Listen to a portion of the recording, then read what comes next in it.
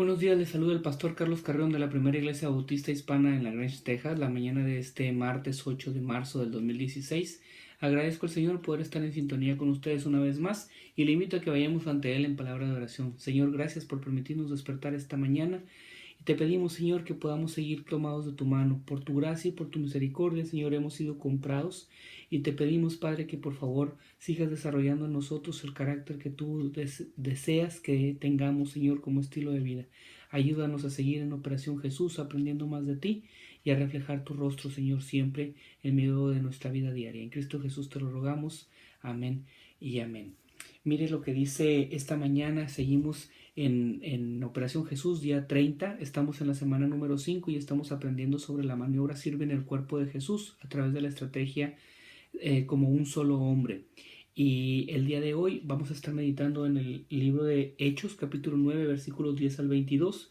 Dice de la siguiente manera: había entonces en Damasco un discípulo llamado Ananías, a quien el Señor dijo en visión: Ananías, y él respondió: heme aquí, Señor.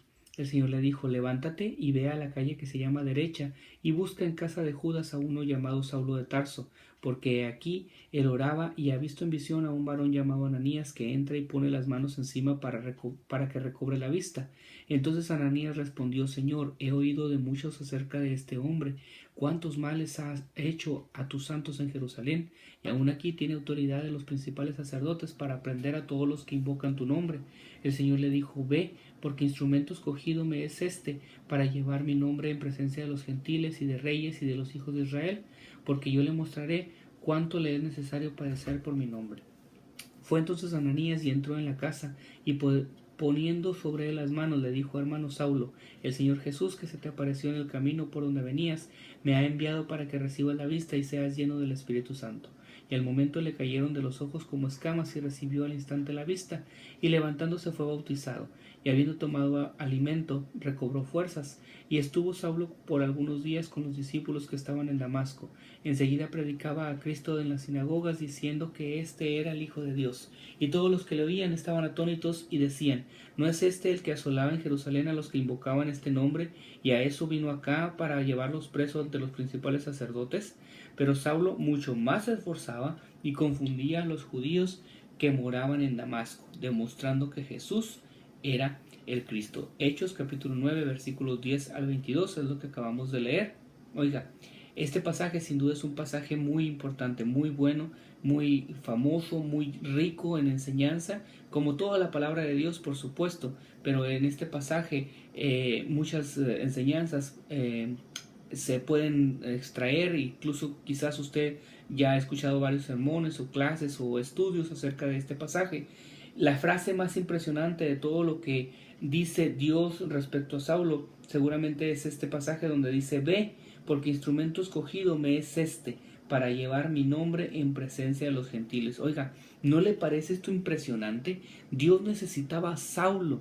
Dios necesitaba utilizar a Saulo de Tarso, lo quería como su instrumento. Él mismo bajó a hablar personalmente con Saulo cuando iba camino a Damasco, y luego envía a uno de sus siervos para que vaya y le ministre y sea el instrumento que Dios utilice para que recobrara la vista Saulo y pudiera utilizarlo para el propósito que Dios había ideado para eso. La conversión de Saulo es sin duda un pasaje muy repetido o narrado en la palabra de Dios. Lucas comienza hablándonos de este suceso en este pasaje que acabamos de leer en Hechos, y después más adelante el mismo Lucas nos comenta que Saulo iba repitiendo su conversión una y otra vez, lo dijo varias veces y Lucas lo registra.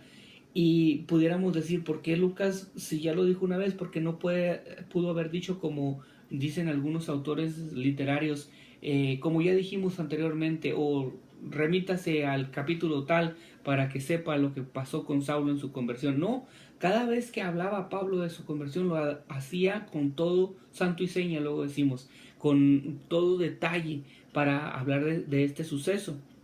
Y pudiéramos preguntarnos: ¿sabe cuál es la razón de esto? ¿Por qué es que cada vez que se habla de la conversión de Saulo se da tanto detalle y se vuelve a contar como si fuera la primera vez? De alguna manera, creo que la conversión de Saulo es una alegoría o es una referencia a cada uno de nosotros, a la conversión de todos nosotros los seres humanos, y por lo tanto hay enseñanzas que debiéramos de meditar y de aplicar a nuestras propias vidas, de hacerlas partícipe.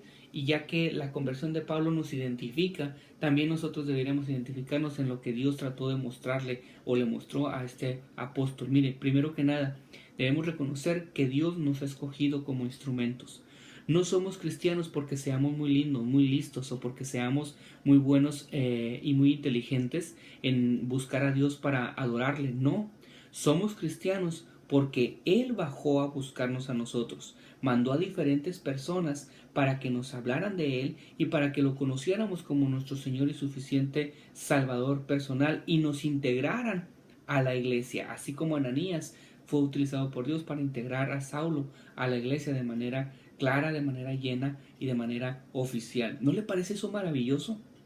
¿No le entusiasma eso de que Dios quiera usarlo, de que Dios ha considerado usarlo a usted como instrumento? También nos enseña este pasaje que Dios nos ha escogido,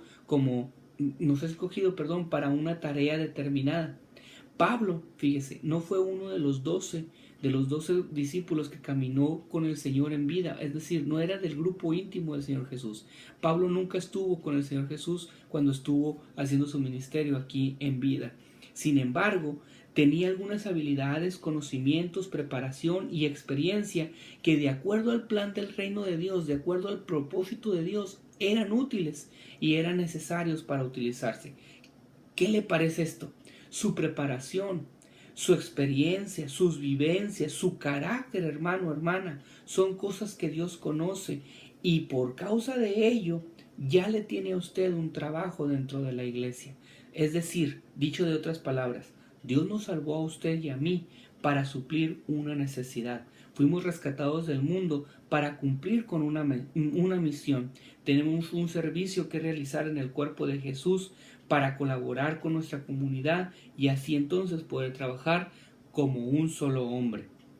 Dios también nos escogió para sufrir con un propósito. Oiga, no hay nada mejor en esta vida, no hay más placentero, no hay otra cosa mejor que vivir para Cristo.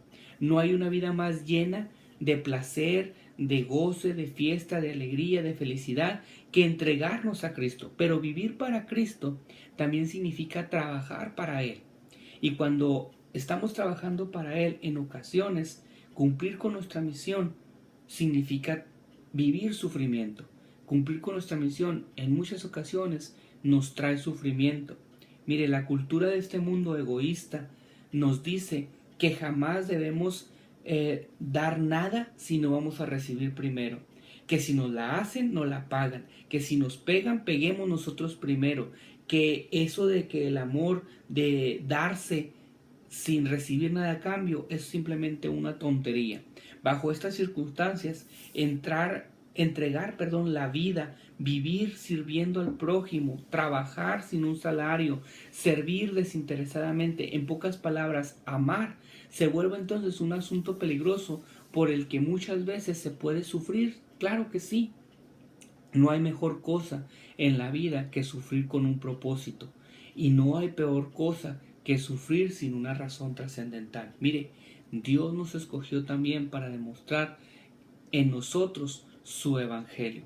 Igual que Pablo, los cristianos somos un ejemplo, somos un audiovisual, por así decirlo, en cuarta dimensión de lo que Dios puede hacer en una persona que decide seguirlo, que decide entregarse a Él. Cuando servimos en el cuerpo de Jesús, demostramos entonces que las enseñanzas del evangelio son verdaderas.